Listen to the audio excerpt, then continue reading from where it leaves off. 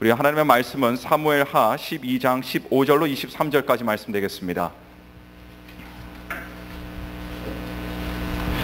사무엘하 12장 15절로 23절까지 말씀 되겠습니다. 구약성경 1102면을 찾아주시기를 부탁드리겠습니다. 구약성경 480면입니다. 죄송합니다. 사무엘하 12장 15절로 23절까지 말씀, 제가 가지고 있는 성경으로는 480면에 있습니다.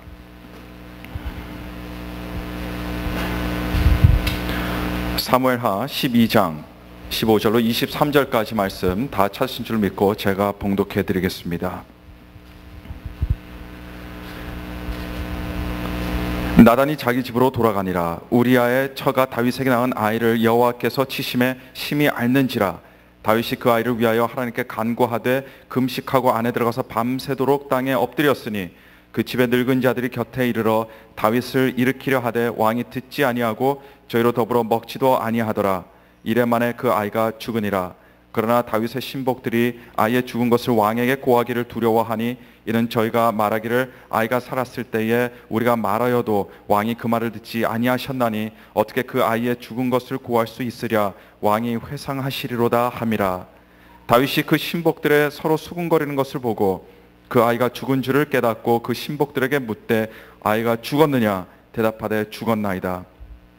다윗이 땅에서 일어나 몸을 씻고 기름을 바르고 의복을 갈아입고 여호와의 전에 들어가서 경배하고 궁으로 돌아와서 명하여 음식을 그 앞에 베풀게 하고 먹은지라.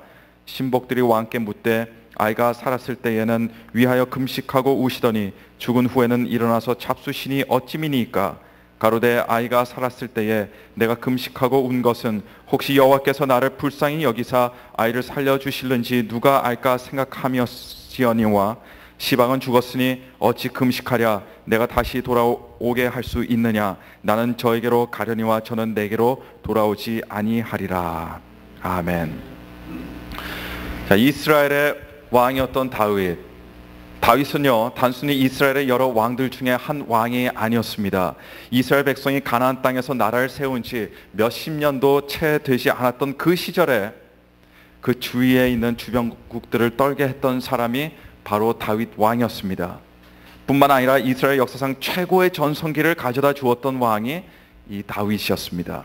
누가 뭐라고 해도 과거에도 그렇고 앞으로도 다윗은 이스라엘 역대 왕들 가운데 비교될 자가 없는 단연 최고의 왕으로 손꼽힐 것입니다.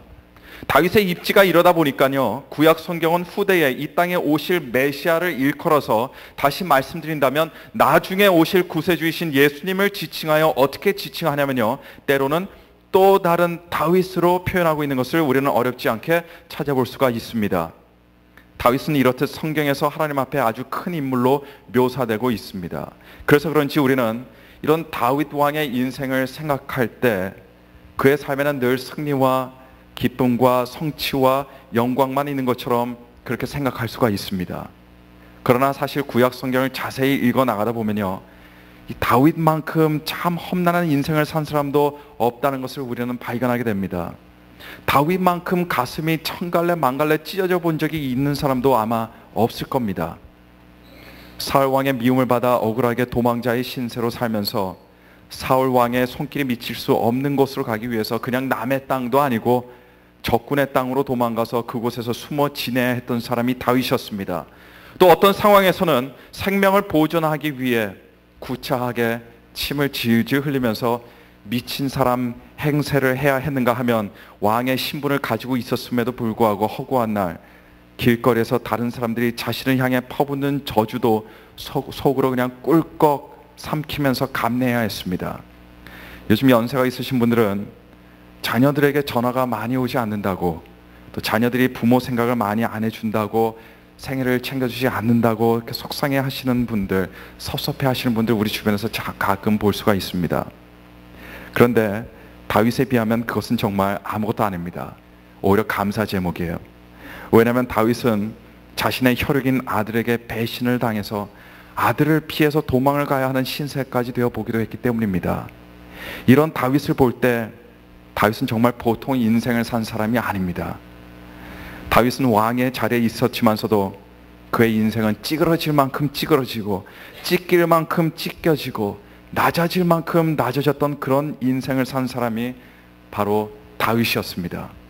그래서 성경을 읽다 보면요, 사실 다윗의 휘황찬란한 모습과 영웅담 같은 이야기는 굉장히 적게 나옵니다. 오히려 그가 당해야만 했던 고난과 역경들이 훨씬 많이 기록되어 있음을 우리는 알 수가 있습니다. 다윗 왕이 성경의 큰 인물로 묘사되는 이유는요, 절대로 다윗의 그런 공적 때문이 아닙니다. 업적 때문이 아니에요. 그렇게 험난한 세월을 보내면서도 아이와 같은 마음으로 하나님을 사랑하고 하나님 앞에 늘 낮은 자의 모습으로 서 있었기 때문입니다. 오늘 우리가 읽은 본문 말씀은 다윗이 겪어야 했던 많은 괴로운 일들 중에 단지 하나이지만, 그러나 누구도 상상조차 하기 싫은 다윗 인생의 슬픈 이야기를 담고 있습니다. 다윗이 밧세바를 범하고 나서 밧세바를 취하기 위해, 그리고 자기가 저질렀던 간음죄를 은폐하기 위해서 다윗은 밧세바의 남편 우리아를 죽였습니다. 간혹 신문을 보면요, 끔찍한 범죄를 저지르고 난 후 범인이 잡혀서 인터뷰를 하는 그런 기사를 읽을 때 그 사람들이 그때를 회상하면서, 자신이 범죄를 저질렀던 그때를 회상하면서요, 도대체 왜 그런 짓을 저질렀는지 모르겠다고 이야기하는 사람들이 더러 있습니다. 마치 무슨 귀신에 홀린 듯한 느낌이라고 이렇게 고백하는 그런 인터뷰들을 가끔 우리는 접하게 됩니다. 다윗의 경우도 마찬가지였을 겁니다. 그렇게 귀신에게 홀린 듯 간음죄와 살인죄라는 엄청난 범죄를 저지르고, 그리고 그것을 기억 속에 묻어둔 채 잊고 살아가려고 노력했지만, 하나님께서는 나단 선지자를 통해서 다윗의 죄를 낱낱이 드러내셨습니다. 그리고 다윗의 과거 잘못 그대로 그 죄에 부응하는 대가와 결과가 있을 것이라는 무서운 하나님의 말씀을 듣게 됩니다. 그로부터 몇 개월이 지난 후 과거 자신의 죄에 대한 죄책감이 싹 가시기도 전에 다윗은 아주 오랜만에 사막의 오아시스를 발견한 사람 마냥 좋은 소식 하나를 듣게 돼요. 밧세바가 자신의 아이를 낳은 겁니다.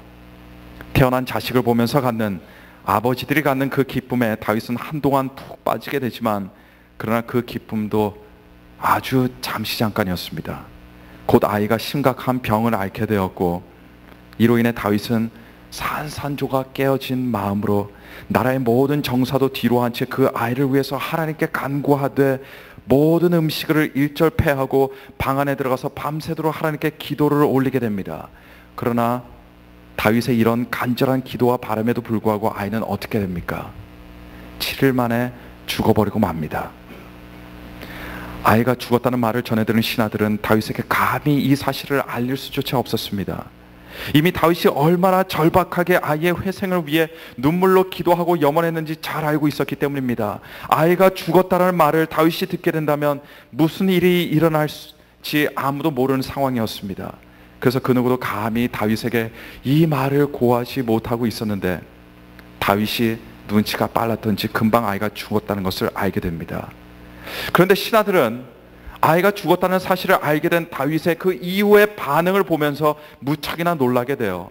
그들의 생각에는 다윗이 미치지는 않을까, 또는 극도의 슬픔에 행여 이성을 잃고 무슨 일을 저지르지는 않을까 심히 걱정하고 있었는데, 다윗이 무엇을 했습니까?